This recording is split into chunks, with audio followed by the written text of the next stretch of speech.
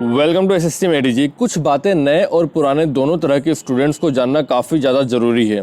आप सभी को पता होगा कि एसएससी ने अभी हाल ही में एसएससी सीएचएसएल 2018 के फॉर्म भरने की डेट को एक्सटेंड किया था। लेकिन क्या आप जानते हैं कि एसएससी ने जानबूझकर सीएचएसएल 2017 का फॉर्म भरने का जो डेट है डिले कर रही है। आपको जानकर है कुछ खुलासे मैं करने वाला हूँ, जिससे जानकर आपको काफ़ी ज़्यादा हैरानी होगी। आरआरबी ने 23 लाख लोगों का शेड्यूल रिलीज़ किया, पर फाइट जो स्मूथली चलती रही, कोई भी प्रॉब्लम नहीं आई।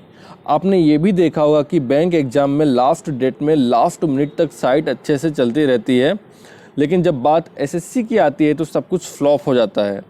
ये सोची समझी चाल है, आपको नहीं लगता है?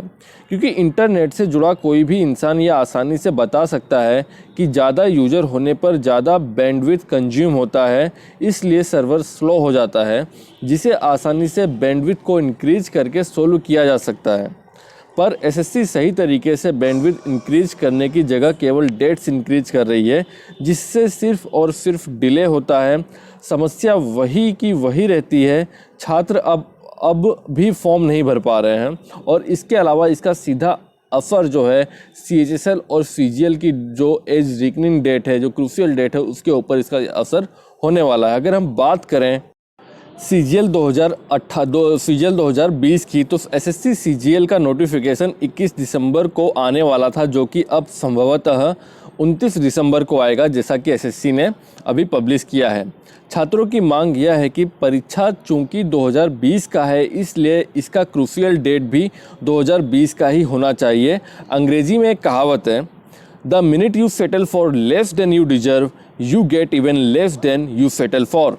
इसका मतलब है कि आप जो डिजर्व करते हैं, अगर आप उससे कम में सेटल होते हैं तो आपको वह भी नहीं मिलेगा जिस पर आप सेटल हुए हैं।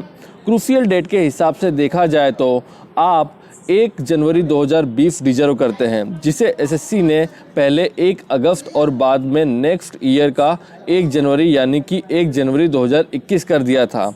अब आकांक्षा यह है कि एसएससी आपको यह डेट भी न देकर 1 अगस्त 2021 दे सकती है, जो कि एम्प्लॉयमेंट न्यूज़पेपर के एक आर्टिकल में भी लिखा गया है।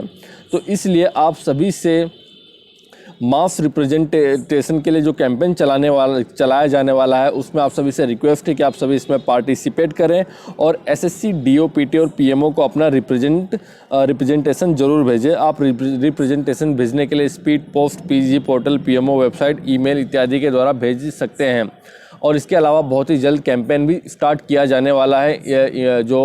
जिस तरह से हमारी जो एज है, धीरे धीरे जो हमारे अटेम्प्ट हैं, धीरे धीरे ख़त्म करते जा रही है एसएससी, चाहे वो सीजीएल, सीएचएसएल, सीपीओ, एमटीएस, सभी के लिए ये चीज़ हो रही है। पहले भी 2017 कोर्ट केस में हमारे अटेम्प्ट जा चुके हैं और एक बार फिर से अटेम्प्ट चला जा चुका है। मतलब जितनी तो एसएससी परीक्षाएँ नहीं ले रही हैं, उससे तो ज़्यादा हमारे अटेम्प्ट चले जा रहे हैं।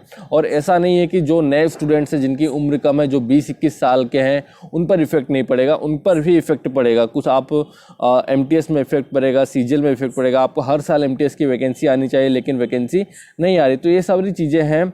तो बहुत ही जल्द कैंपेन स्टार्ट किया जाने वाला है। ये जो सरकार है, ये जो कमीशन है, इस तरह से मानने वाला नहीं है। इनको समय समय पर चीज़ें बतानी पड़ती है। प्लीज़ वीडियो को लाइक कीजिए। जय हिंद, जय भारत, वंदे मातरम।